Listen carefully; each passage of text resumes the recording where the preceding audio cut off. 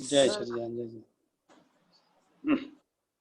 नमो वीतरागाय, नमो वीतरागाय, नमो अरिहंताणम, नमो अरिहंताणम, नमो सिद्धाणम, नमो सिद्धाणम, नमो आयर्याणम, नमो आयरियाणम, नमो वत्सायाणम, नमो वज्जायाणम, नमो लोए सब्ब साहुणम, नमो लोए सव साउण, ऐसो पंच नमुकारो, ऐसो पंच नमुक्कारो, सब्ब पाभपणासनो, सव पावपणासनो, मंगलानंच सव्वेसिं, मंगलाणं स सव्वेसि, परमं हवै मंगलम। परमं हवै मंगलम्। ओम नमो भगवते वासुदेवाय, ओम नमो भगवते वासुदेवाय, ओम नमः शिवाय। ओम नमः शिवाय। जय सच्चिदानंद। जय सच्चिदानंद। प्रत्यक्ष दादा भगवान की साक्षी में, प्रत्यक्ष दादा भगवान की साक्षी में, वर्तमाने महाविदेह क्षेत्र में विद्यमान, वर्तमाने महाविदेह क्षेत्र में विद्यमान, तीर्थंकर भगवान श्री सिमंदर स्वामी का, तीर्थंकर भगवान श्री सिमंदर स्वामी का अत्यंत भक्तिपूर्वक नमस्कार करता हूँ। अत्यंत भक्तिपूर्वक नमस्कार करता हूँ। वात्सल्य मूर्ति श्री दादा भगवान को, वात्सल्य मूर्ति श्री दादा भगवान को अत्यंत भक्तिपूर्वक नमस्कार करता हूँ। अत्यंत भक्तिपूर्वक नमस्कार करता हूँ।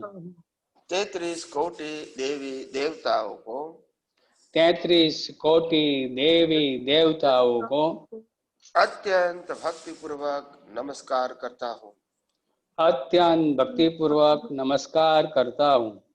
वितराग शासन देवी देवताओं को, वितराग शासन देवी देवताओं को अत्यंत भक्तिपूर्वक नमस्कार करता हूँ। अत्यंत भक्तिपूर्वक नमस्कार करता हूँ। निष्पक्षपाती शासन देवी देवताओं को, निष्पक्षपाती शासन देवी देवताओं को अत्यंत भक्तिपूर्वक नमस्कार करता हूँ। अत्यंत भक्तिपूर्वक नमस्कार करता हूँ। इस क्षेत्र के रक्षक देवी देवताओं को, इस क्षेत्र के रक्षक देवी देवताओं को अत्यंत भक्तिपूर्वक नमस्कार करता हूँ। अत्यंत भक्तिपूर्वक नमस्कार करता हूँ। समस्त ब्रह्मांड के सभी जीवों के रियल स्वरूप को, समस्त ब्रह्मांड के सभी जीवों का रियल स्वरूप को अत्यंत भक्तिपूर्वक नमस्कार करता हूँ। अत्यंत भक्तिपूर्वक नमस्कार करता हूँ। जगत भर के संत पुरुषों का योग बल, जगत भर के संत पुरुषों का योग बल, जगत भर के सत पुरुषों का योग बल, जगत भर के सत पुरुषों का योग बल और प्रगट ज्ञानी पुरुष दादा भगवान का योग बल, और प्रगट ज्ञानी पुरुष दादा भगवान का योग बल समस्त विश्व का कल्याण करे, कल्याण करे, कल्याण करे। समस्त विश्व का कल्याण करे, कल्याण करे। और कल्याण करने का निमित्त बनने की, और कल्याण करने का निमित्त बनने की हम सभी महात्माओं को, हम सभी महात्माओं को परम शक्ति दे, शक्ति दे, शक्ति दे। परम शक्ति दे, शक्ति दे, शक्ति दे। जगत के सभी जीव सुख और शांति प्राप्त करे, जगत के सभी जीव सुख और शांति प्राप्त करें, जगत के सभी जीव समाधान प्राप्त करें। जगत के सभी जीव समाधान प्राप्त करें। जगत के सभी जीव मुक्ति प्राप्त करें। जगत के सभी जीव मुक्ति प्राप्त करें। जगत कल्याण हो। जगत कल्याण हो। जगत कल्याण हो। जगत कल्याण हो। जगत कल्याण हो। जगत कल्याण हो। हे श्री पद्मावती माँ। हे श्री पद्मावती माँ। हे श्री चक्रेश्वरी माँ। हे श्री चक्रेश्वरी माँ। हम सब आपको अत्यंत भक्ति पूर्वक नमस्कार करके हम सब आपको अत्यंत भक्ति पूर्वक नमस्कार करके प्रार्थना करते हैं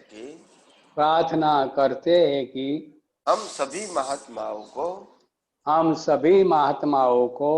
मोक्ष मार्ग के लिए लायक और सहायक संजोगों प्राप्त हो। हे श्री अम्बे माँ। हे श्री अम्बे माँ। हे श्री भद्रकाली माँ। हे श्री भद्रकाली माँ। हम सब आपको अत्यंत भक्ति पूर्वक नमस्कार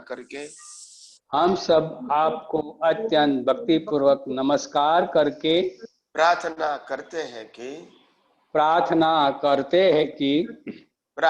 मन वचन काया से इस ब्रह्मांड के कोई भी जीव को किंचित मात्र भी दुख न हो। ऐसे स्याद्वाद वाणी स्याद्वाद वर्तन और स्याद्वाद मनन करने की परम शक्ति दो।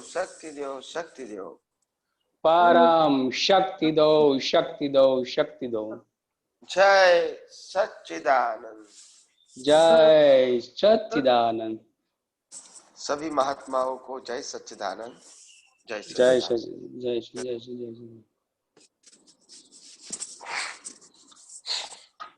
अभी आज सभी महात्माओं को निवेदन करते हैं कि जो भी हिंदी भाषी लोग हैं इनको ही अभी सुबह 1 घंटे में उसको प्रश्न करने का मौका दीजिए, और कोई अपना जो गुजराती प्रश्न करने वाले हैं वो अभी प्रश्न नहीं करें। दोपहर 4:30 से 6 आप गुजराती में प्रश्न कर सकते हैं। तो मेरी सबको विनंती है कि जो लोग हिंदी भाषा जानते हैं और हिंदी में ही प्रश्न करते हैं और खास करके हिंदी भाषी लोग हैं उनको ही यहाँ प्रश्न करने का मौका दीजिए, ताकि वो शाम को नहीं जुड़ते हैं या तो शाम को प्रश्न नहीं करते हैं। तो इसलिए निवेदन है कि 1 घंटा उनको लाभ लेने का, उनको ज्यादा से ज्यादा फायदा मिले महात्माओं को, यही मेरा निवेदन है। जय सच्चिदानंद।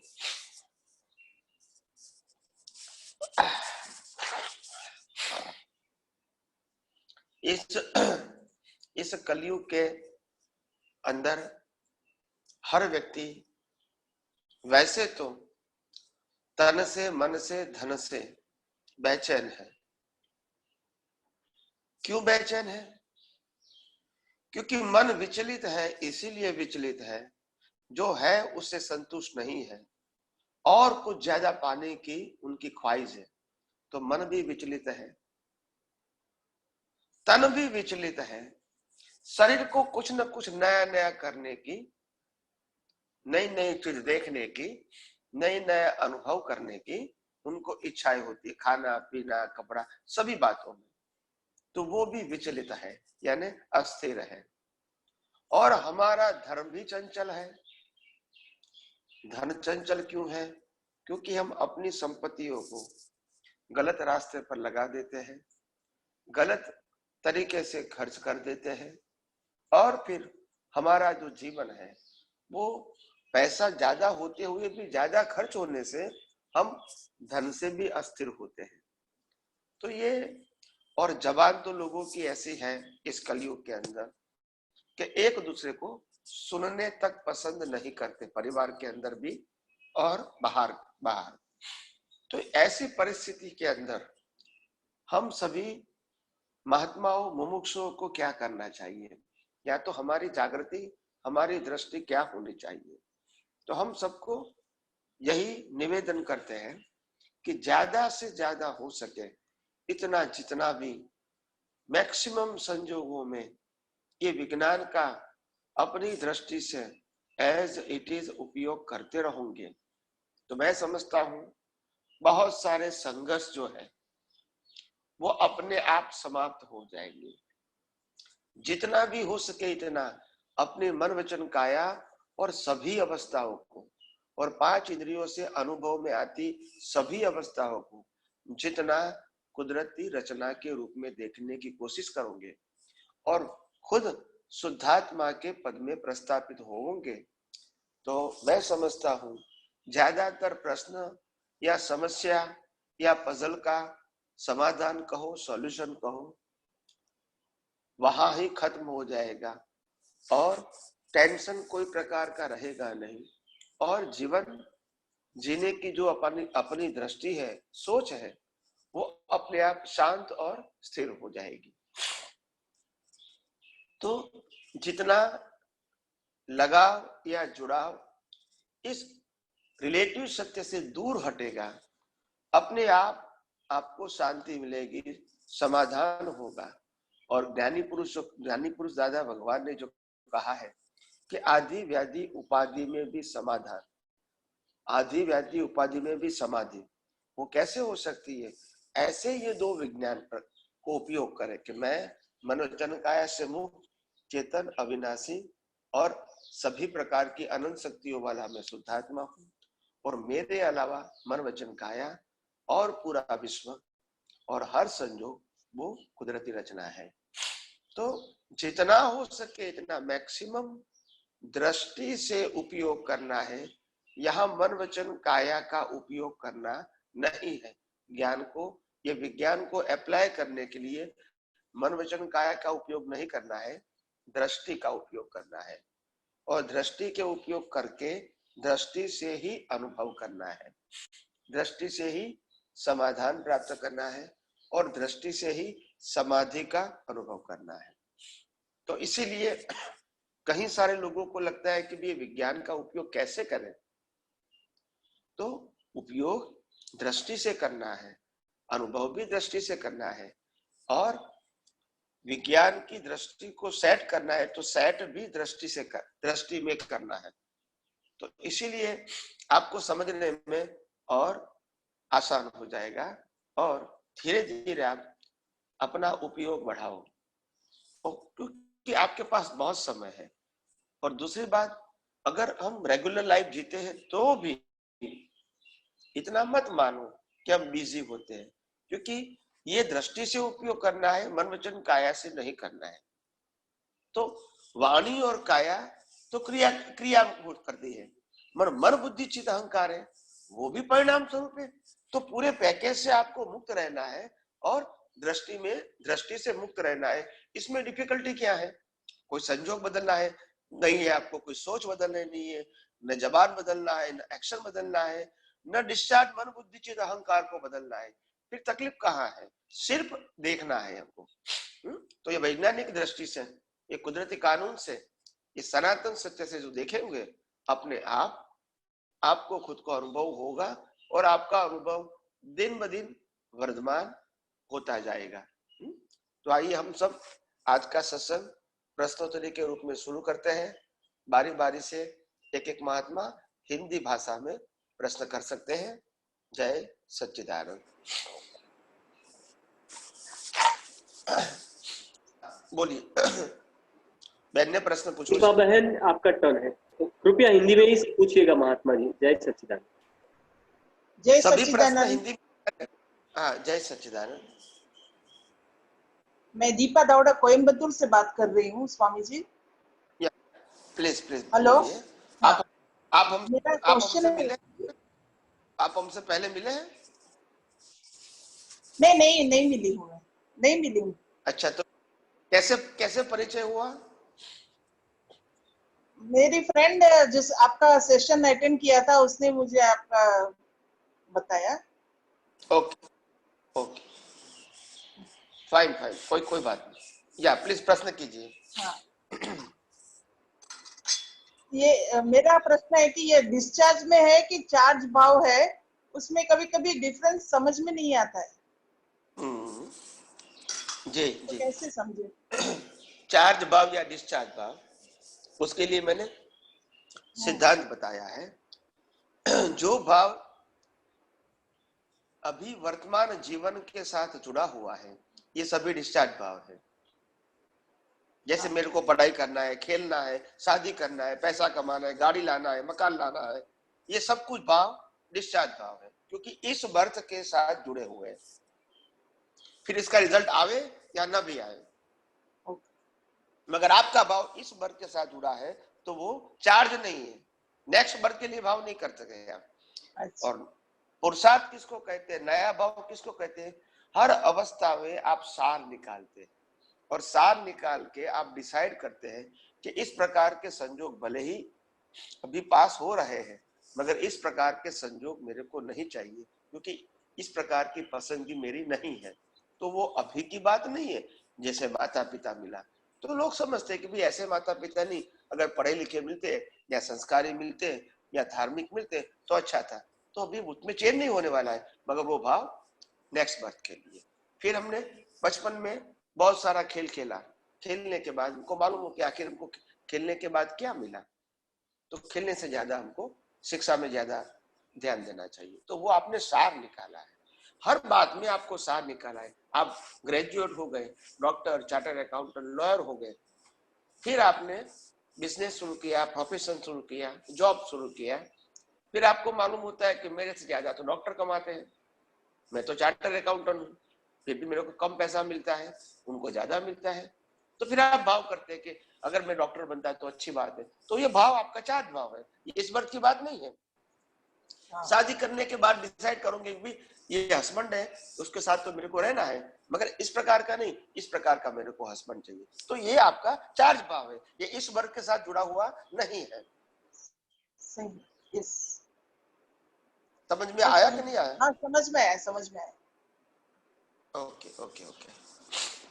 और कोई प्रश्न करना है? नहीं, थैंक यू। जय ओके, सच्चिदानंद। जय सच्चिदानंद, जय सच्चिदानंद। हेलो।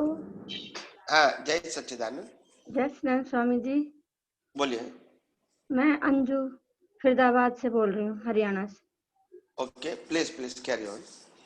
स्वामी जी, शाम को सत्संग में ना जो आपने दादा के विषय में बताया ना, कैसे भाई ज्ञान की शुरुआत हुई, फिर किस तरह से सारे रिचुअल्स आए, वो थोड़ा हिंदी भाषियों को भी बताओ, क्योंकि हम सब वहीं से दादा के पहले जुड़े हैं, बाद में आपसे जुड़े हैं, तो सबको इस बारे में, क्योंकि सारे लोग ना नहीं समझ पाते गुजराती। हमने नहीं, तो मैं थोड़ा एफर्ट करा तो समझ लेते हैं, है ना। तो हम वहां नहीं, से ही उस स्टेप से पास होके आपके पास आए हैं।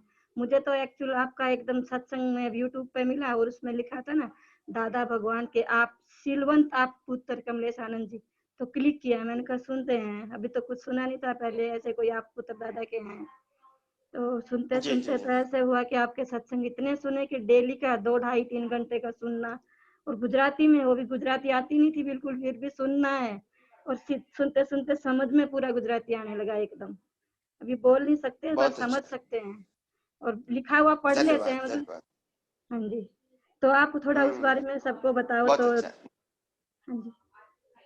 तो संक्षिप्त में बताऊं मैं आपको। हाँ जी। जैसे दादा भगवान को 1958 में ज्ञान हुआ था, और ज्ञान क्या हुआ था वो सबसे पहले समझो। वो आत्मा का ज्ञान नहीं था, आत्मा के प्रकाश में ये दुनिया का सनातन सत्य उसको समझ में आया, जिसको उसने टाइटल दिया व्यवस्थित शक्ति। हाँ जी। और व्यवस्थित शक्ति का मतलब होता है सूर्य, चंद्र, तारा, ग्रह, नक्षत्र, भरती, ओट, तेजी, मंदी, कर्म और कर्म फल, प्रारब्ध और पुरुषार्थ, ये सब बातें उनको समझ में आ गई, उनके विजन में, दर्शन में खुली हो गई। तो उन्होंने आत्मा के प्रकाश में ये दुनिया की सनातन सत्य को उन्होंने जाना, हाँ जी। अनुभव किया। किया उस समय। उसके बाद 4 साल तक उनको कोई पहचान नहीं सका कि उनके कोई अनुभव हुआ है, ऐसा कोई पहचान नहीं सका, और वो सामने से किसी को कहते नहीं थे। 4 साल के बाद एक व्यक्ति बड़ौदा के अंदर इन्होंने पहचाना और कहा कि आप ज्ञानी पुरुष जैसे लगते हो। तो फिर उन्होंने उनके माध्यम से ज्ञान लिया, और ज्ञान उस समय जब ज्ञान दिया तो कोई ऐसी प्रक्रिया जो अभी चल रही है, ऐसी कोई प्रक्रिया नहीं थी, उसमें से 1% भी नहीं थी। तो उस समय तो उनके सर पे हाथ रख के दादा भगवान ने 5 बार बुलाया कि बोलो मैं मन वचन काया से मुक्त ऐसा शुद्धात्मा हूँ, ऐसा 5 बार उसको बुलाया। और फिर उसको घुमाने के लिए ले जाते थे। उस समय तो बैलगाड़ी थी, तो उसको घुमाने के लिए ले जाते थे और दिखाते थे प्रत्यक्ष कि व्यवहार से ये गाड़ी वाला है, निश्चय से शुद्धात्मा है। व्यवहार से साइकिल वाला, निश्चय से शुद्धात्मा। व्यवहार से सब्जी वाला, निश्चय से शुद्धात्मा। व्यवहार से दुकान वाला, निश्चय से शुद्धात्मा। व्यवहार से गाय भैंस, निश्चय से शुद्धात्मा। ऐसे उनको प्रैक्टिकल प्रयोग 1 घंटे का करवाते थे उस जमाने में। तो ये उनका एक मेथड था। बिगिनिंग की बात करता हूँ। फिर थोड़े समय के बाद जैसे जैसे लोग आते गए, बढ़ते गए, सत्संग को सुनते गए, तो फिर उन्होंने समर्पण विधि शुरू किया कि लोगों को समर्पण करवाए। मगर वो भी 1 घंटे का बोलने का तो नहीं था, सिर्फ समर्पण था। फिर उसके बाद लोगों को लगा कि भाई ये ज्ञान तो मिल गया, मगर कोई पुरुषार्थ तो करना है नहीं। तो बारी बारी से एक प्रकार से उन्होंने रिचुअल्स दिया कि आपको नमस्कार विधि करना है, या तो त्रिमंत्र बोलना है, या तो 9 कलम बोलना है। ऐसे बारी बारी से एक चीज समय समय पे उन्होंने सबके सामने पेश किया, और सबको ये डेली करना ऐसा बताया उन्होंने। फिर ज्ञान विधि आई, और ज्ञान विधि के साथ 5 आज्ञा आया। 5 आज्ञा की बताई, 5 आज्ञा की बात बताई, क्योंकि उनको मालूम हुआ कि लोग ये विज्ञान जो मेरे को अनुभव हुआ है, वो विज्ञान समझने के लिए वो तत्पर नहीं है, और नहीं कोई जिज्ञासा है उनको यही जिज्ञासा है कि मेरे संसार के प्रॉब्लम कैसे सॉल्व हो जाए। तो यही उसकी जिज्ञासा थी, और इसी के लिए आए थे वो।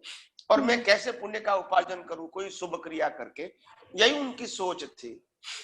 तो दादा भगवान ने धीरे धीरे ऐसी चरण विधि, ये सत्साधन सब दिया, त्रिमंत्र, नमस्कार विधि, 9 कलम। फिर बाद में धीरे धीरे कबीराज श्री ने आरती बनाई, तो आरती बोलने को कहा हर रोज 1 बार। ऐसे करते करते फिर लोगों ने पुरुषार्थ की और ज्यादा बात किया कि दादाजी मेरे से ऐसा होता है, ऐसा होता है, ऐसा होता है, मैं क्या करूं, और मेरे से बहुत गलतियां हो जाती है, गलत भाव भी आते हैं, गलत सोच भी होती है, गलत वाणी भी निकल जाती है, वर्तन भी ऐसा हो जाता है। तो फिर दादा भगवान ने सामयिक और प्रतिक्रमण की बात बताई, इसको देखना और प्रायश्चित करने के लिए। उसके आगे आगे फिर जैसे जैसे आगे बढ़े, लोगों को समझ में आया कि भाई लोग आज्ञा का इतना पालन नहीं कर सकते, या ना समझ नहीं पाते। हाँ, रिचुअल्स रेगुलरली करते हैं, मगर आज्ञा जो समझना चाहिए वो नहीं समझ पाए। तो गलती कहाँ हो गई कि ज्ञान को विज्ञान में ले जाना था, वो कॉन्सेप्ट कोई जगह पे नहीं आया। आप समझे? हाँ जी, हाँ जी। एक्चुअली ये सब ज्ञान विधि का बिगिनिंग करते और एंड तक, लास्ट में उन्होंने कीर्तन भक्ति भी दिया 87 में 24 आवर्स बताने करने के लिए, हर 15 दिन, ये भी बताया उन्होंने। और ज्ञानी पुरुष का महिमा भी समय समय पे बताया, प्रत्यक्ष का महिमा भी उन्होंने समय समय पे बताया। मतलब कहने का मतलब ये है कि क्योंकि जो लोग उनको मिले, इनको साइंस में इंटरेस्ट नहीं था, उनका लेवल ऑफ डेवलपमेंट नहीं था, तो इसीलिए दादा को ऊपर से धीरे धीरे धीरे धीरे नीचे तक डाउन आना पड़ा। और आज उनकी परंपरा में लोग कहते हैं कि दादा भगवान ने ये बताया है, तो यही हमको फॉलो करना है मोक्ष के लिए। हाँ जी, यही गड़बड़ हो गई। हाँ जी, तो उसमें कोई विज्ञान नहीं, इसमें विज्ञान नहीं आया। दादा भगवान ने इतिहास में पहली बार कहा कि अक्रम धर्म नहीं है, अक्रम विज्ञान है। मगर कोई जगह बिगिनिंग से एंड तक साइंस नहीं आया है। हाँ जी एक्चुअली दादा ने ये विद्या देनी पड़ी कि लोग विज्ञान नहीं समझ सके। हाँ, उनके सेंटेंस में साइंस था, मगर लोगों की दृष्टि साइंटिफिक नहीं होने से वो साइंटिफिक सेंटेंस भी साइंस नहीं रहा, थियरी के रूप में बोलते रहे। हाँ जी जैसे दादा भगवान ने कहा कि मन वचन काया पर और पराधीन है। मन वचन काया की अवस्था मात्र कुदरती रचना है, तो वो बोलते रहे, मगर वो समझे नहीं क्या मतलब क्या है इसका। Now you understand? हाँ जी, मुझे यही समझ में आता है कि दादा ने जितने भी रिचुअल वो देने पड़े क्योंकि हम साइंस को नहीं समझ सके, इसलिए। और आज हमें उसकी गलती नहीं है, मगर मैच्योरिटी नहीं है, तो जिस प्रकार का, जैसे आप बच्चे के साथ बात करेंगे तो उस लेवल से बात करेंगे। हाँ जी तो इससे यही है कि आज हमें ये समझना है कि ये विधियां करें, लेकिन इसके पीछे जो साइंस है उसको ध्यान में रखें कि भाई हमें किस तरह से आत्मा और परमात्मा और शरीर को अलग रखना है, और किस तरह से ये जो सनातन सिद्धांतों को व्यवस्थित को समझना है, कुदरती रचना को समझना, ये मेन चीज है। विधियां मेन चीज नहीं है, मेन चीज विधियां नहीं है, ये चीज समझने जैसी है।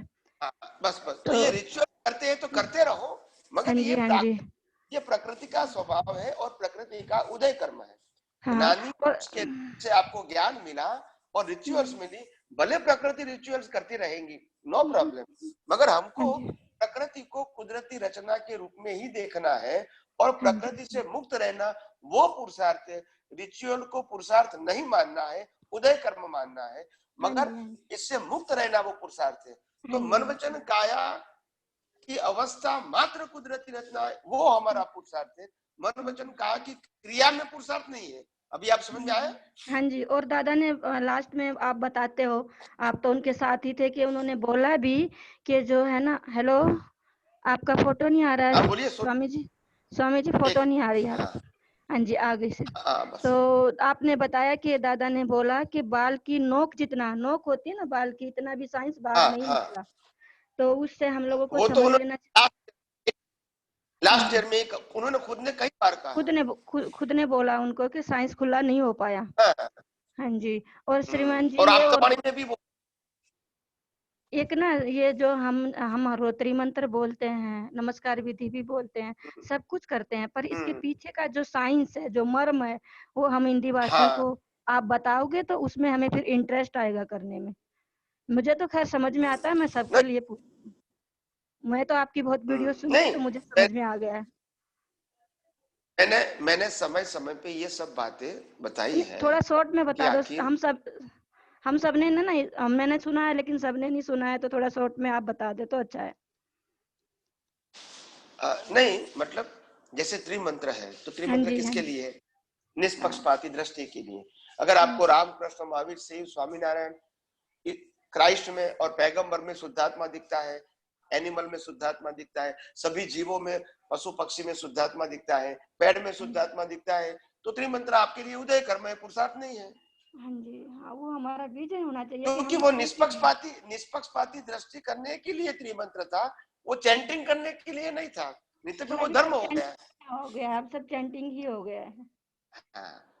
फिर नमस्कार विधि का मतलब होता है छोटे से छोटे व्यक्ति को लेके बड़े से बड़े व्यक्तियों को हम नमस्कार करते हैं, क्योंकि हम अपने अंदर से गुरुत्म भाव संसार में मिटाना चाहता है।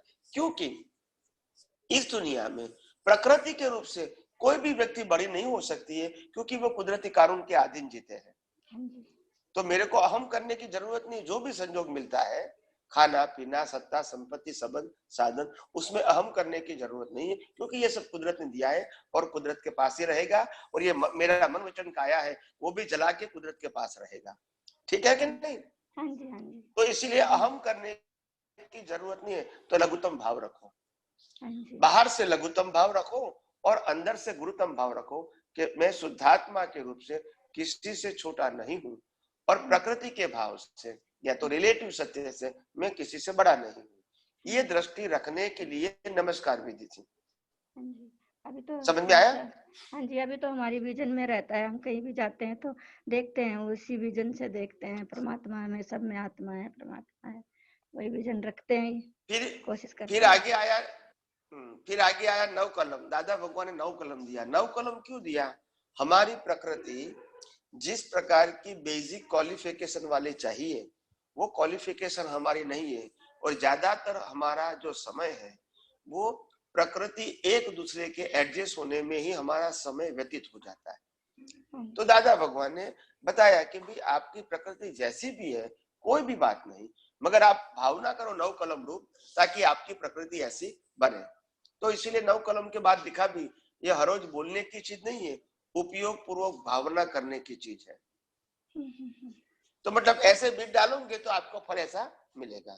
तो इसके प्रकृति को सुधारने के लिए है नव कलम। और बाद में उन्होंने शुद्धात्मा के प्रति प्रार्थना बताई। वो क्यों बताई?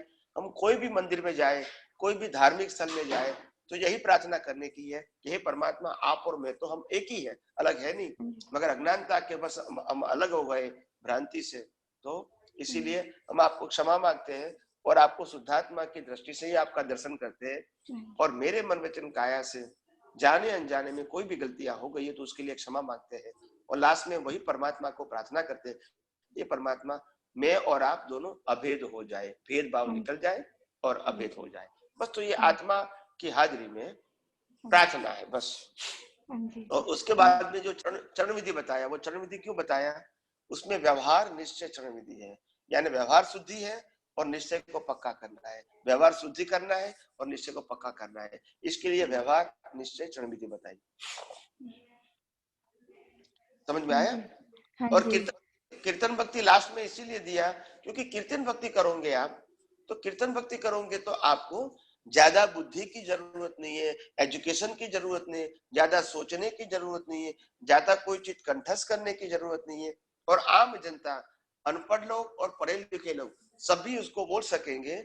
इसीलिए सरल भाषा में उन्होंने कीर्तन भक्ति दिया, ताकि लोगों की प्रकृति धीरे धीरे असहज में से सहज बने, यानी एटिकेट निकल जाए। मैं बड़ा हूँ, कंपटीशन कंपैरिजन प्रकृति के बीच होगी, वो धीरे निकल जाए और प्रकृति सहज बने। इसके लिए उन्होंने कीर्तन भक्ति दिया। हाँ जी हाँ जी, कुछ भी करते रहो पर विजन में साइंस होना चाहिए, मेन बात। बस तो वो जो पकड़ने वाली चीज है वही है। हाँ जी, वही मेन चीज है।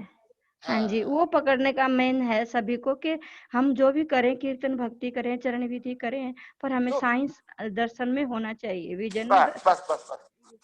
हाँ जी स्वामी जी, इजाजत हो तो और पूछ लूं आगे थोड़ा दादा के बारे में ही, और थोड़ा और महात्मा को मौका दीजिए, फिर बाद में समय जरूर आप पूछ लें, प्लीज। हाँ जी, ओके।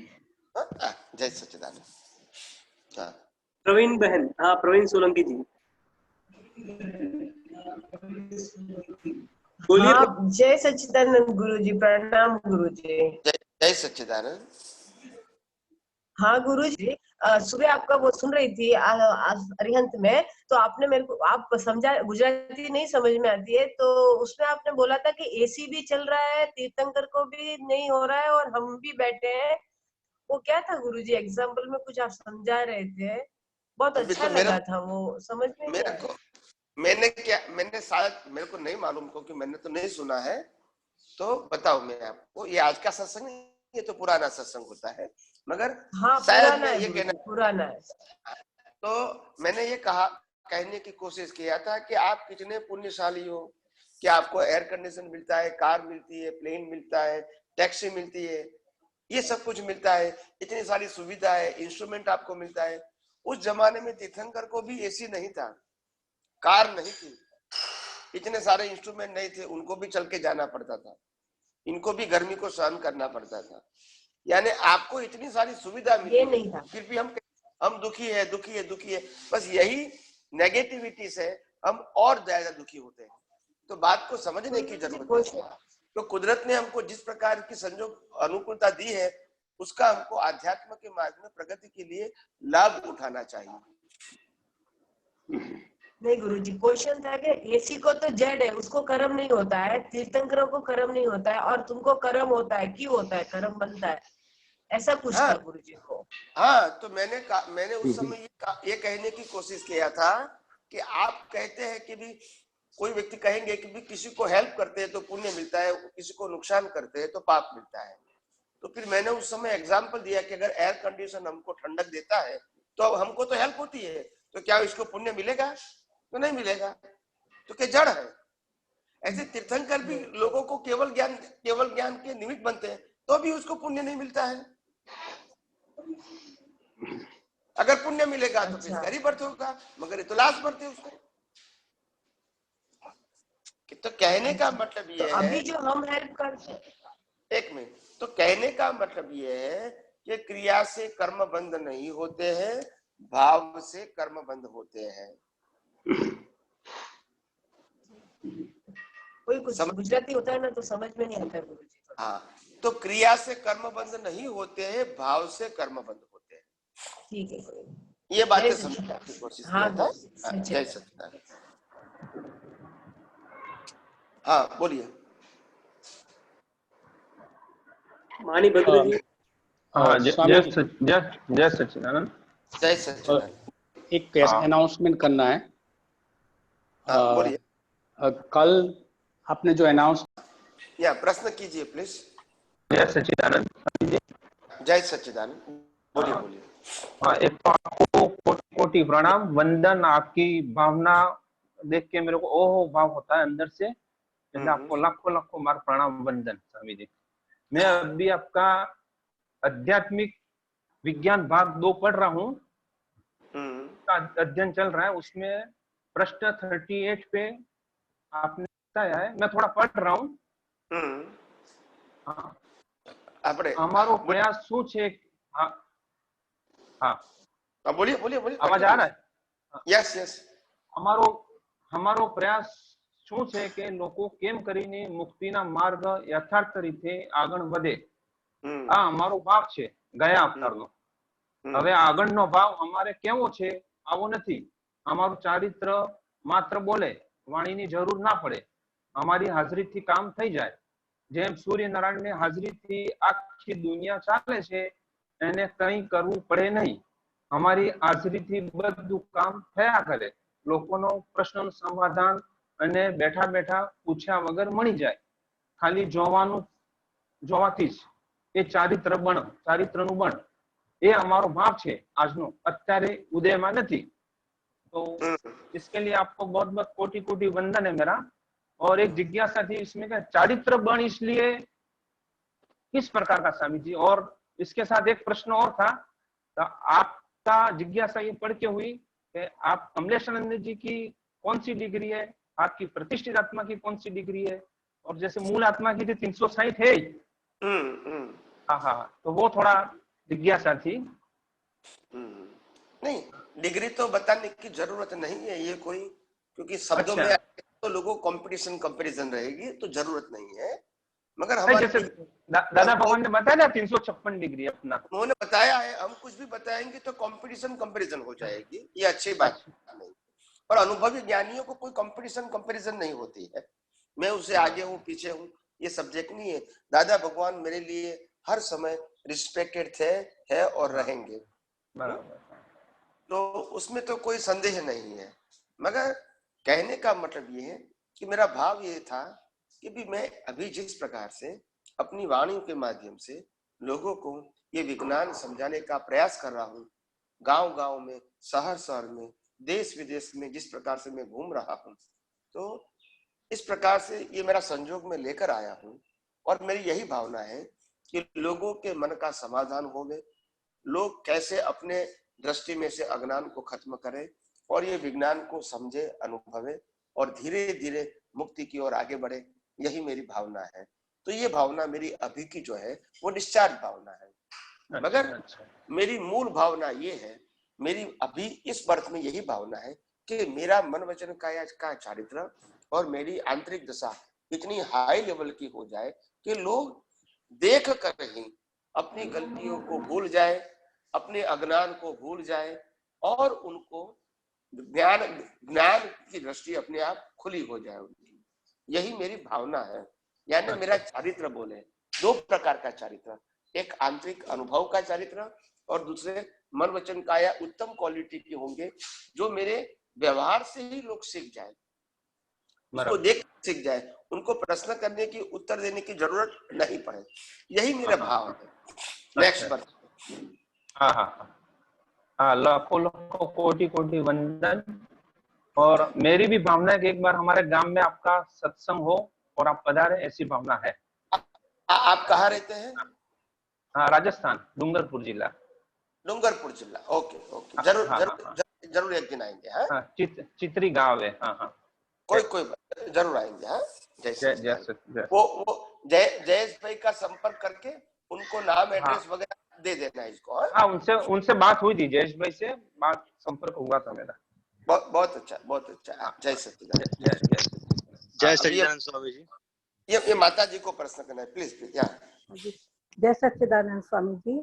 स्वामी जी, मैं सोनीपत से बोल रही हूँ।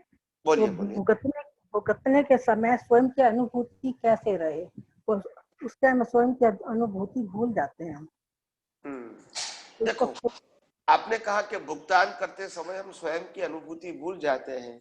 अभी आप सिंपल समझ लो कि बिना आत्मा हम कर्म की भुगतान कर सकते हैं? नहीं कर सकते हैं। तो उनकी हाजिरी तो है, सिर्फ लक्ष्य रखना है, दृष्टि देना है कि मैं शुद्धात्मा हूं और ये मन वचन काया भुगतान करता है। उसमें और कहाँ कोई बड़ा प्रयास करना है? तो उस समय स्वामी जी याद नहीं रहती ना, ये स्वयं की अनुभूति, आत्मा की अनुभूति याद नहीं रहती। मैं क्या कहता हूँ कि आपने जो बताया वो आपका प्रश्न सही है, मगर इसमें इसका लक्ष्य रखना इतना डिफिकल्ट नहीं है, वो बताना मैं चाहता हूँ कि आपको जैसे जैसे मालूम होगा कि बिना आत्मा की भुगतान मन वचन काया कर्मों की भुगतान नहीं कर सकता है। बिना आत्मा की हाजिरी मन वचन काया कर्मों की भुगतान नहीं कर सकता है। अगर कोई व्यक्ति मर गया तो क्या मुर्दा कर्मों की भुगतान कर सकता है? नहीं। तो नहीं, इतना तो हमको समझ में है कि आत्मा है तो कर्म की भुगतान कर सकते हैं, आत्मा नहीं है तो कौन करेगा? जी, अच्छा, ये सरल हो गया इसमें। हाँ, ये सरल हो गया, उसका मैं याद रखना। आत्मा कर्म की भुगतान नहीं करता है, मगर बिना आत्मा की हाजिरी क्या हम कर्मों की भुगतान कर सकते हैं? नहीं कर सकते हैं। नहीं कर सकते। अगर किसी को मरने के बाद जला दिया गया तो क्या इसको कर्मों की भुगतान बोलेंगे? नहीं बोलेंगे। तो जब तक आत्मा है वहां तक ही कर्म बनते हैं, और जब आत्मा है वहां तक ही कर्म की भुगतान होती है। जब आत्मा नहीं है तो कर्म बनते भी नहीं है और भुगतान भी नहीं है। तो स्वामी जी, अनंत दर्शन वाला, जो अनंत दर्शन वाला, मैं अनंत दर्शन वाला हूँ, तो यहाँ दर्शन से क्या मतलब है? दर्शन का मतलब होती है दुनिया की सच्चाई को एज इट इज जानना,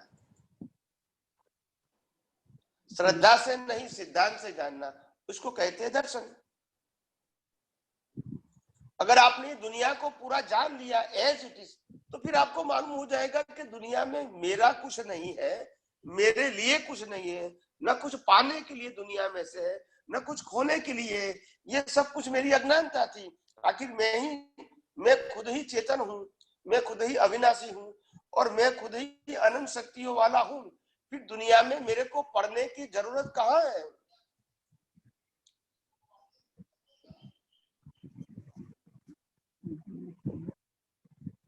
नहीं, इतना और थोड़ा सा समझ में आया कि नहीं आया?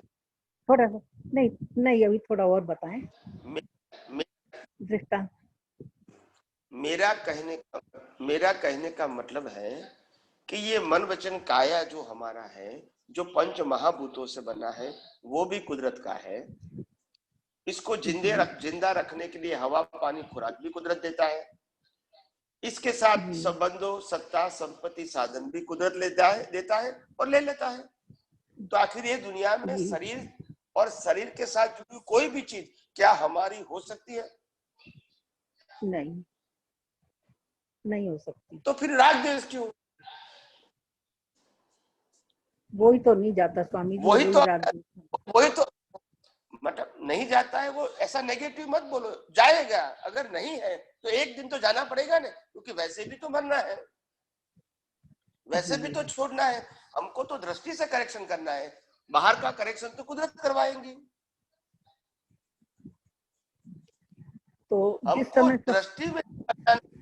दृष्टि में से अज्ञान को निकालना है, मन वचन काया में से अज्ञान को नहीं निकालना है, मन वचन काया को नहीं बदलना है, मगर मन वचन काया मैं हूँ, मैं उसको चलाने वाला हूँ और वो भुगतान करता है, वो मैं भुगतान करता हूँ। ये तीनों प्रकार के अज्ञान को अपनी दृष्टि में से निकालना है, वो ही हमारा पुरुषार्थ है और वही हमारा दर्शन धीरे धीरे खुला होता है। यही पुरुषार्थ से दर्शन खुला होता है और दुनिया की वास्तविकता धीरे धीरे समझ में आ जाती है। जी, मतलब अलग हो जाए, उस समय अलग होने का है। हाँ, फिर अज्ञान निकलता जाएगा, ऐसे राग द्वेष खत्म हो जाएगा, ऐसा क्रोध मानना लोग खत्म हो जाएगा, ऐसे कर्म भी खत्म हो जाएंगे और ऐसे हमारा मुक्ति का मार्ग आसान हो जाएगा। जी जी, मतलब हर अवस्था में अपने को अलग रखना है। बस वही पुरुषार्थ है, अपना मूल पुरुषार्थ ही वही है। इसी को दर्शन कहते हैं। दुनिया की हर चीजों को कुदरती रचना के रूप में देखने का कोशिश करो, वही तो दर्शन है। और नहीं दिखता है तो और कोशिश करो, नहीं दिखता है और कोशिश करो, आखिर कुदरत का है तो क्यों नहीं दिखता है? यही तो अंदर में सवाल उठता है कि जब कुदरत का है तो क्यों नहीं अनुभव होता, क्यों नहीं? प्रैक्टिस की जरूरत है। इसीलिए प्रैक्टिस की जरूरत है कि आज मानो कि आपके पास 2 करोड़ रुपया आपके पास पड़ा है, चाहे उसको बैंक बैलेंस की कहो, एफडी कहो, गोल्ड कहो, सिल्वर कहो या मकान कहो, ठीक है, आपके 2 करोड़ पड़े हैं। आपको मालूम है कि जब मेरा श्वास बंद हो जाएगा तो सब कुछ लड़के को अपने आप मिल जाएगा, ठीक है जी, तो आपकी मालिकी तो खत्म होने वाली ही है, यस और नो? जी हाँ, ठीक है। तो फिर हम जिंदा होके ऐसा क्यों नहीं सोचे कि ये है ही नहीं मेरा, ये प्रकृति का है और प्रकृति रहेगी तब उसके साथ रहेगा, मगर मैं प्रकृति नहीं हूँ, ये सोचने में कहाँ गलती है? जी, अपने को सेपरेट कर ले, मालिकी पना जब ही खत्म होगा।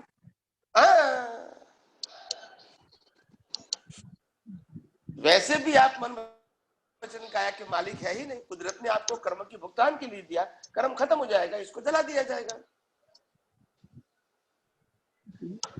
स्वामी जी, ये पता तो लगता है, लेकिन है ना, मतलब इस बात की अनुभूति नहीं होती ना कि मन वचन काया मेरा नहीं है। अनुभूति तो हमको करनी पड़ेगी ना। जैसे बच्चे को जब पैदा होके बड़ा होता है 3-4-5 साल का, तो फिर उसको डॉक्टर भी बनना है तो भी बाल मंदिर में उसको रखना पड़ता है, फिर first standard, second standard, third standard, ऐसे पास करते करते 20-25 साल तक पढ़ेगा, बाद में डॉक्टर बनेगा।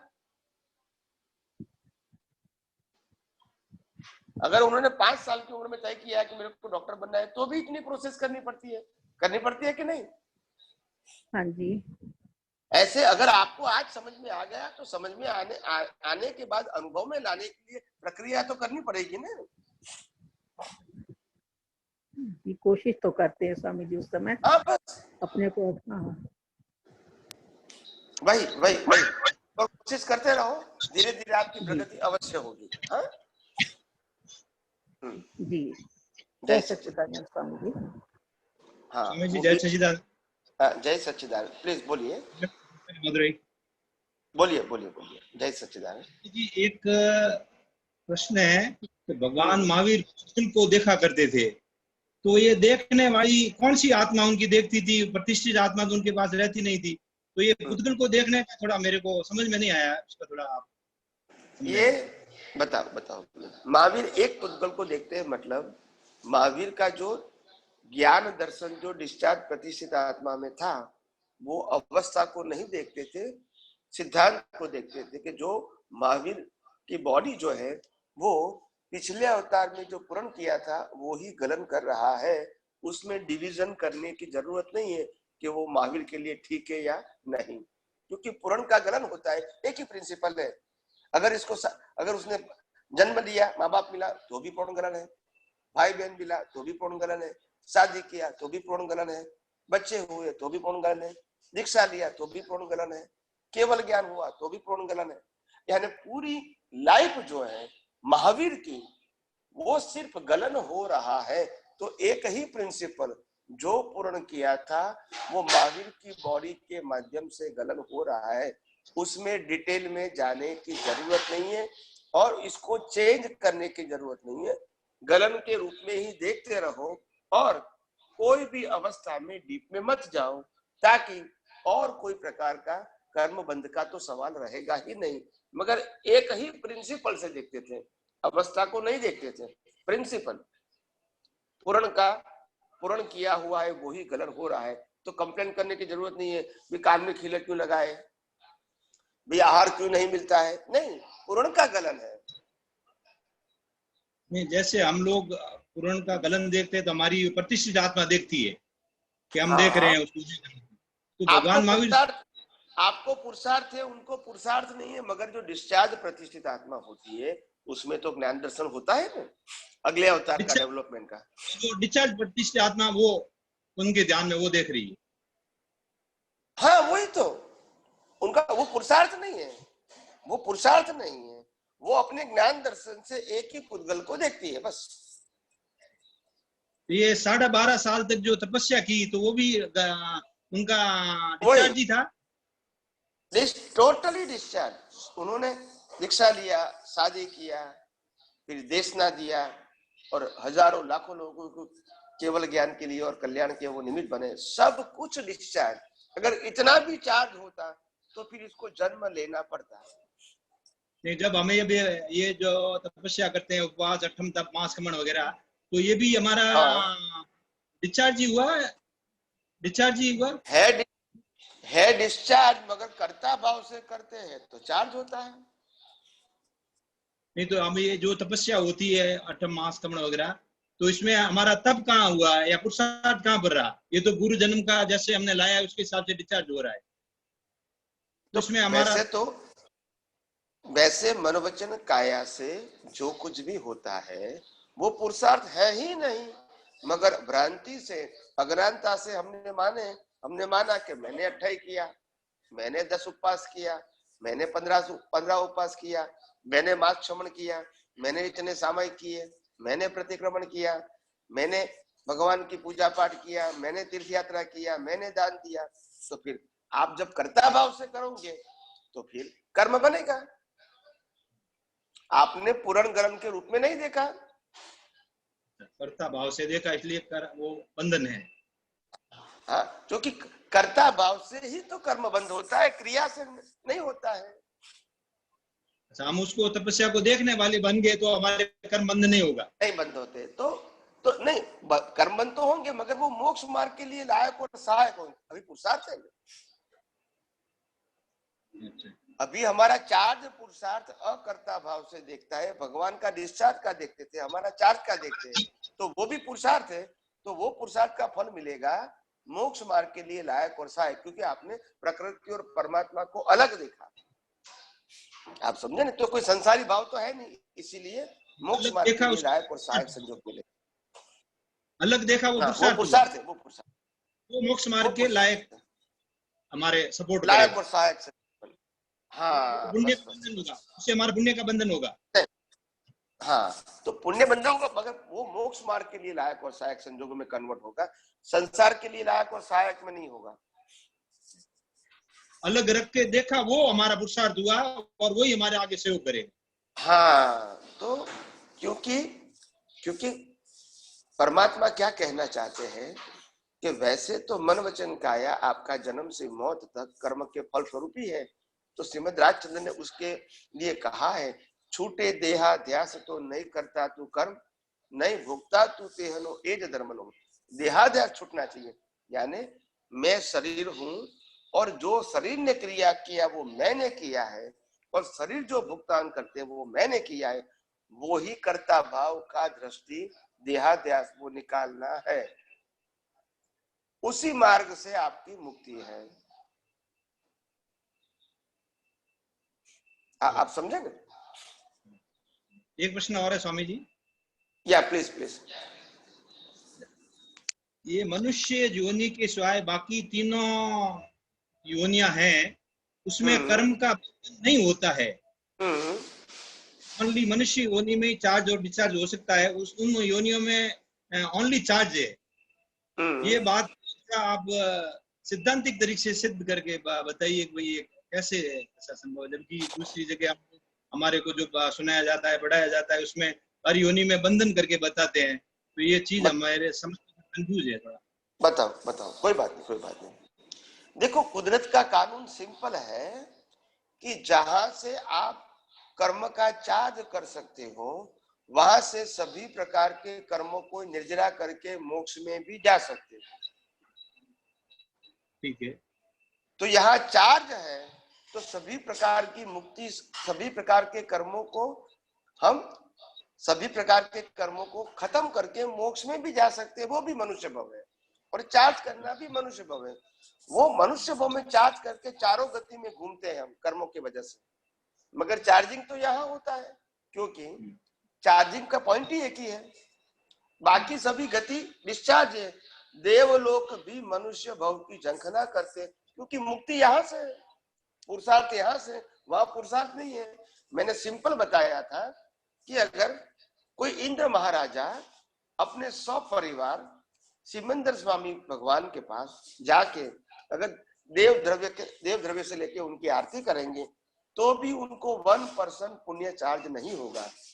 और हिंदुस्तान का कोई भी मनुष्य उनके फोटो या मूर्ति की भाव से आरती या पूजा करेंगे, तो भी उसको पुण्य मिलेगा।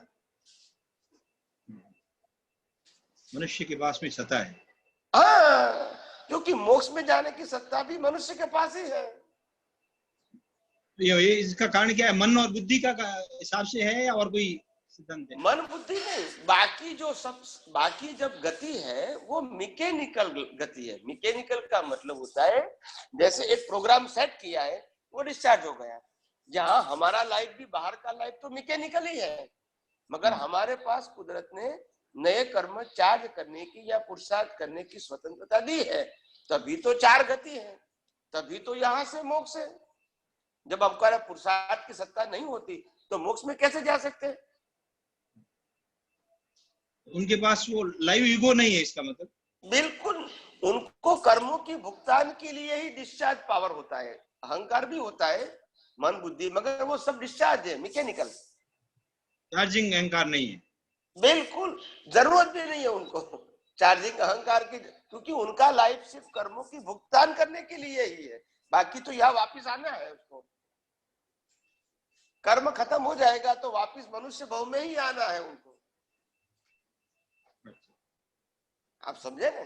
तो इसीलिए एक बात ध्यान से सुनो कि मनुष्य भव में आने के बाद कोई भी मनुष्य मिनिमम 1 वर्ष का कर्म चार्ज कर सकते हैं या मैक्सिमम 8 वर्ष का कर्म चार्ज कर सकते हैं एक ही वर्ष में। मगर अगर 1 वर्ष का कर्म चार्ज किया है तो नेक्स्ट वर्ष मनुष्य का ही आएगा। अगर 3 वर्ष का चार्ज किया है तो तीसरा मनुष्य भव ही होगा। अगर 5 वर्ष का चार्ज किया है तो 5वां मनुष्य भव ही होगा।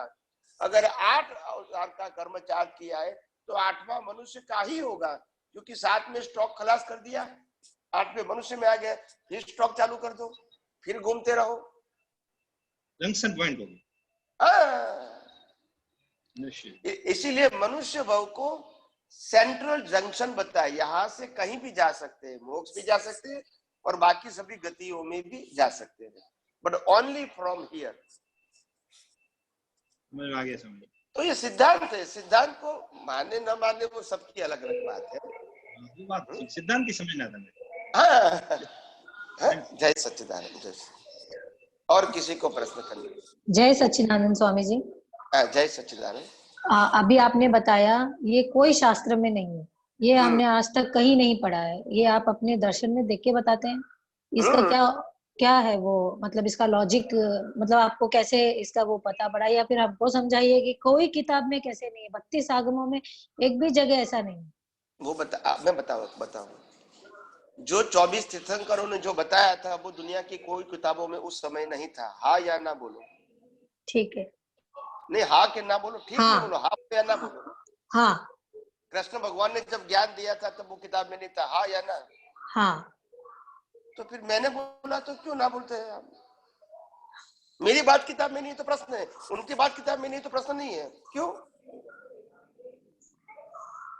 नहीं तो कोई आचार्य को तो पता पड़ा होगा कि ऐसा लिखना है, मैं ये कहना चाह रहा हूँ। देखो, देखो किसको मालूम है या कौन सी किताब में है वो मेरा प्रश्न नहीं है या नहीं वो भी प्रश्न नहीं है, मगर ये सब लोगों ने बिना किताब बताया दुनिया ने स्वीकार किया, और मैं बिना किताब बताता हूँ तो क्यों नहीं स्वीकार करेंगे? जब उनको स्वीकार करूंगे तो उस समय भी किताब नहीं थी, तो फिर लोगों ने क्यों माना? फिर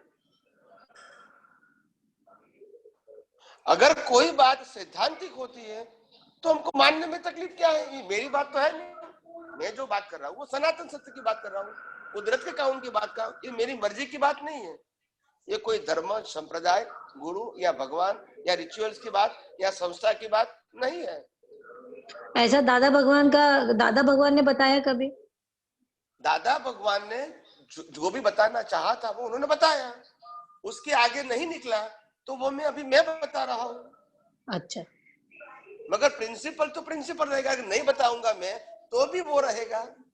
अच्छा, जैसे महावीर ने जो कुछ भी ज्ञान दिया, अगर आज के आचार्य वो नहीं बताएंगे या तो नहीं बता सकते तो भी ज्ञान तो ज्ञान ही रहेगा।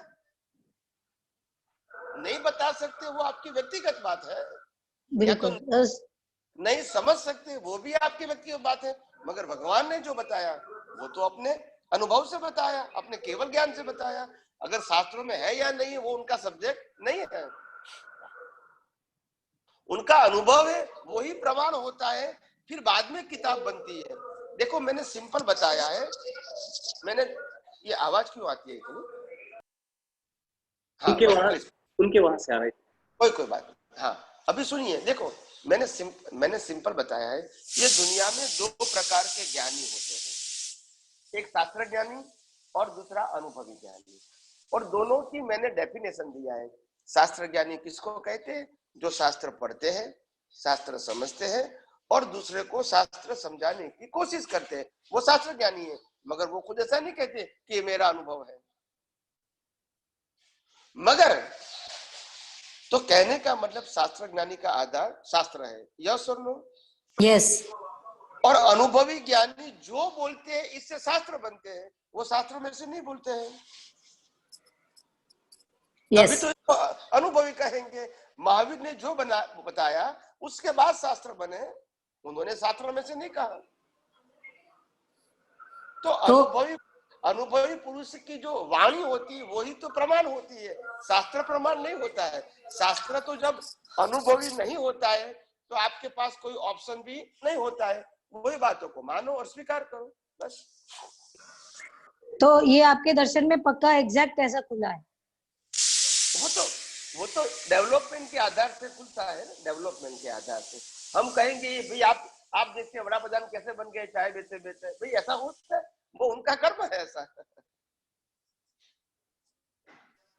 उनका जब कर्म है तो सोचता है। ऐसा हमारा डेवलपमेंट है तो सब कुछ खुल सकता है, किसी को भी खुल सकता है, यहाँ कोई मोनोपोली की बात है ही नहीं ना। बिल्कुल, आपकी बात पे भरोसा भी है, विश्वास भी है। बस एक क्वेश्चन ऐसा दिमाग में उठता रहता है कि कहीं क्यों इस बात के बारे में कहीं चर्चा क्यों नहीं है, तो इसके लिए थोड़ा क्लियर करने के लिए पूछा है। शंका नहीं है आपके वचनों में बिल्कुल भी। देखो जब कृष्ण भगवान ने अर्जुन को अध्याय बताया था उस समय भी किसी को वो अध्याय मालूम नहीं था, नहीं समझ में आया। हाँ सही है, राइट। और बाद में किताबों में आने के बाद लोगों ने उसको माना। तो आज मेरी बात जो आती है वो लोगों को नहीं मालूम हो सकता है, मैं समझ सकता हूँ, मगर जब बाद में फ्यूचर में लोगों के पास जाएगा किताब के माध्यम से, ऑडियो वीडियो के माध्यम से, फिर लोग मानेंगे। मगर आज नहीं है तो फिर मैं क्या कर सकता हूँ, उसमें मेरी तो कमी है नहीं, मैं तो बताना चाहता हूँ। सही बात। और मैं साफ बताता हूँ कि मैं जो कुछ बता रहा हूँ वो कुदरत का कानून है, ये मेरा कोई कानून नहीं है। और उसी को ही आपको आत्मसात करना है ताकि आप अपने आप वितराग रह सको, यही मेरी बात है। और आपको खुद शुद्धात्मा के पद में ही रहना है और शुद्धात्मा ही की अंत में अनुभव करना है। मैं ऐसा तो नहीं कहता हूँ कि आपको मेरा अनुभव करना है, मेरे को समर्पण होना है, मेरे को आप सब कुछ चीजें मेरे को त्याग, आपको मेरे पास त्याग करना है, ऐसा मैं नहीं कहता हूँ। मैं न कोई नीति नियम बताता हूँ, न कोई मैं आज्ञा देता हूँ, सिर्फ विज्ञान समझने की बात करता हूँ। और वही विज्ञान समझ के आपको खुद को अनुभव, वो भी मैं कहता हूँ आपको खुद को अनुभव करना है। फिर अनुभव होने के बाद और कुछ प्रमाण की जरूरत नहीं होती नहीं है। सही है स्वामी, सही है। जय सच्चिदानंद। ओके ओके, जय सच्चिदानंद, जय सच्चिदानंद। और किसी को प्रश्न करना है? जय सच्चिदानंद स्वामी जी। जय सच्चिदानंद। और जैसे कि हर अवस्था में इस ज्ञान को जाहिर रखना, यही डेवलपमेंट से, इसी से डेवलपमेंट होगा। तो इस अनुभव को बढ़ाने के लिए क्या और कोई प्रयोग है जिससे अनुभव को जल्द से जल्द मतलब किया जाए?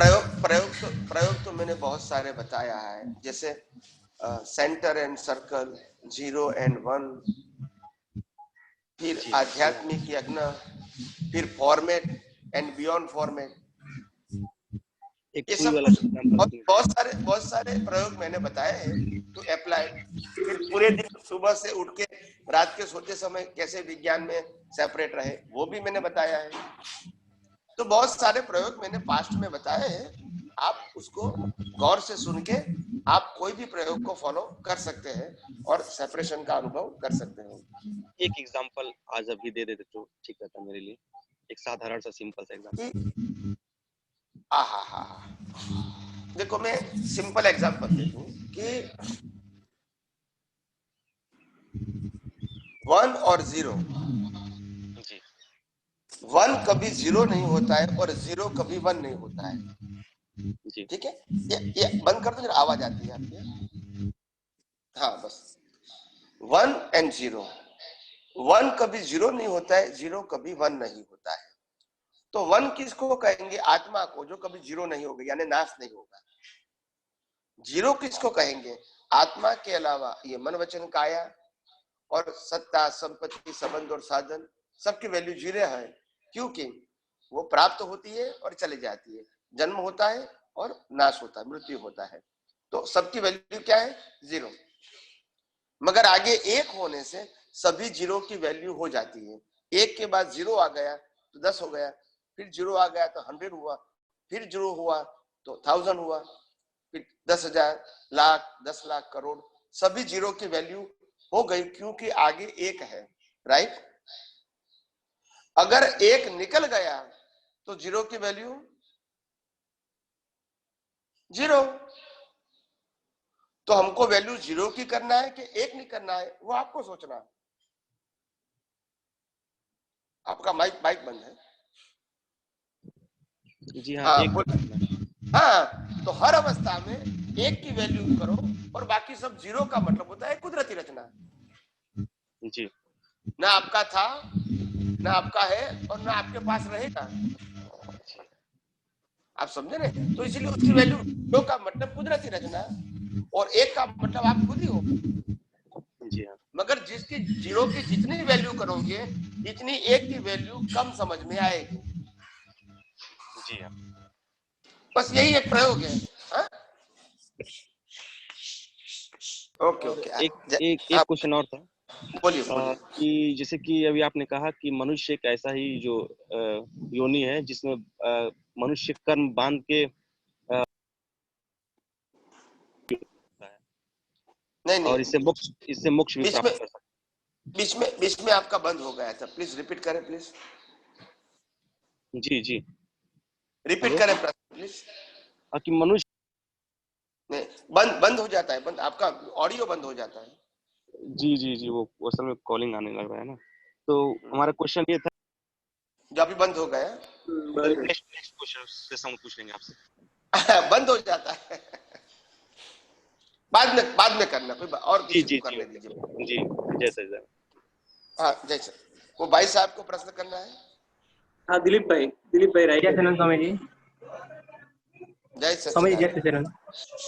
स्वामी जी, जो अपन सनातन सत्य इस भाव में अपन जो अनुभव रूप में लेके आए हैं, जो नेक्स्ट बर्थ में कैरी फॉरवर्ड होता है, तो ऑटो मोड में ओपन होता है कि ओपनर के थ्रू ओपन होता है स्वामी जी? नहीं, मैं आपका प्रश्न समझा नहीं। आत्मा स्वामी जी, इस भाव में अपन जो सनातन सत्य का अनुभव किए हैं, नेक्स्ट बर्थ में जो कैरी फॉरवर्ड होगा, तो वो ऑटो मोड में ओपन होता है कि बाई बर्थ ओपन होता है कि ओपनर के मिलने पे ओपन होता है? नहीं, ओपन होगा, वो भी निमित्त से होगा। ओपनर मिलने से वो वही ज्ञान ओपन होगा। डेवलपमेंट तो रहेगा, मगर ज्ञान जो है, ज्ञान की सीक्वेंस जिसको बोलते हैं, वो सीक्वेंस किसी निमित्त से खुली हो जाएगी। निमित्त से खुली होगी। हाँ।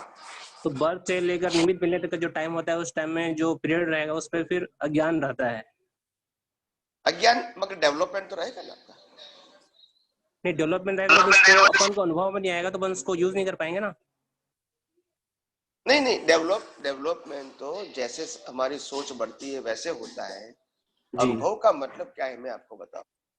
मैं जैसे कोई व्यक्ति है, उनको वैराग्य भाव लेकर आए हैं जी, और अभी वैराग्य भाव उनके अंदर क्या पड़ा है, अंदर कर्टेन में पड़ा है, छुपा हुआ है, ढक गया है।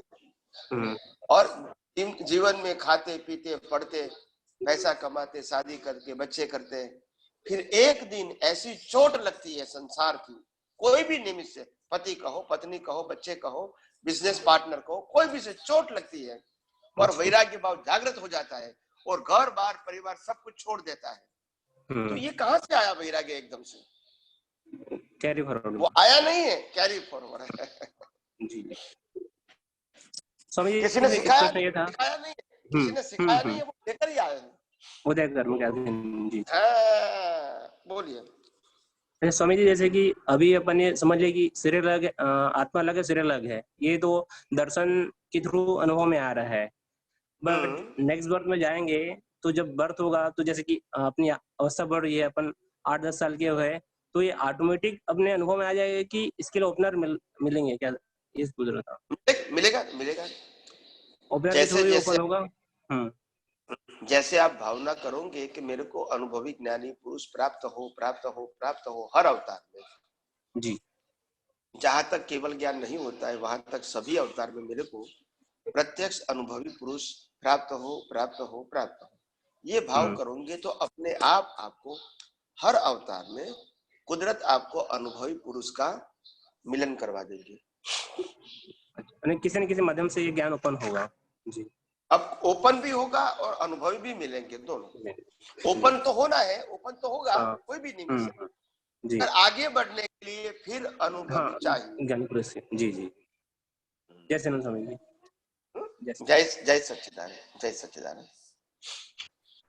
हाँ, और किसी को प्रश्न करना है? वो भाई साहब यहाँ और थे, यहाँ चंद्रकांत भाई है? चंद्रकांत भाई नहीं है, निकल गए। हाँ कोई बात नहीं, वो बहन को प्रश्न करना है।